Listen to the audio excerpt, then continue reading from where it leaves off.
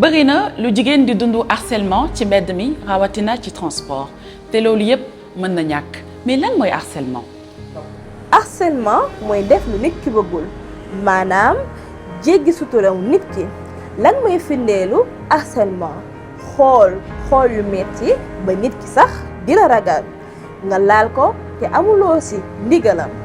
di wax ak a xas ci jëmmu nit ki ngay wëlis wala sax di ko yuuxu.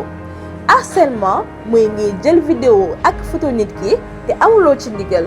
loolu lépp nag nekk na loo xam ne dañ koy bañ ci sunu BRT.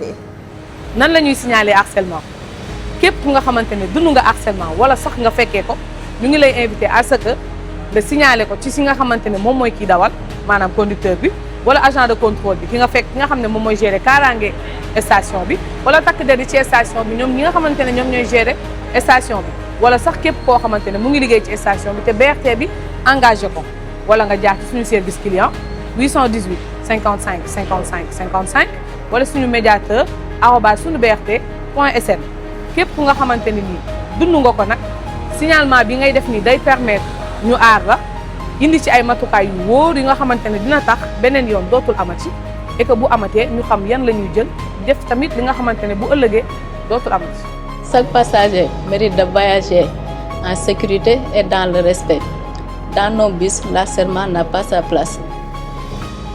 En matière de violence basée sur le genre, Dakar Mobilité, à travers sa politique environnementale et sociale et de son plan d'action genre, promeut la tolérance zéro. Un engagement qui se traduit par des formations obligatoires sur les atteintes sexistes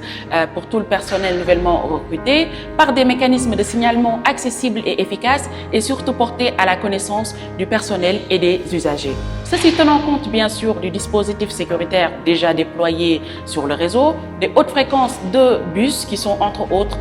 des mesures qui témoignent de cet engagement. Aujourd'hui, dans une démarche d'amélioration continue et dans l'optique de soutenir la mise en œuvre effective de ce plan d'action genre, Dakar Mobilité porte le projet de marche exploratoire des femmes usagères du BRT, ce qui permettra de relever ensemble les facteurs générateurs d'insécurité lors des trajets avec Sunu BRT. Faisons de Dakar Mobilité un acteur de premier plan dans la lutte contre les violences basées sur le genre dans le secteur du transport.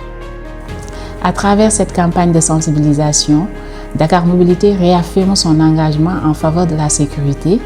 du respect et de la dignité des clients. La participation et la vigilance de chacun sont essentielles pour faire des transports publics un espace sûr et respectueux pour tous, en particulier pour les femmes et les jeunes filles.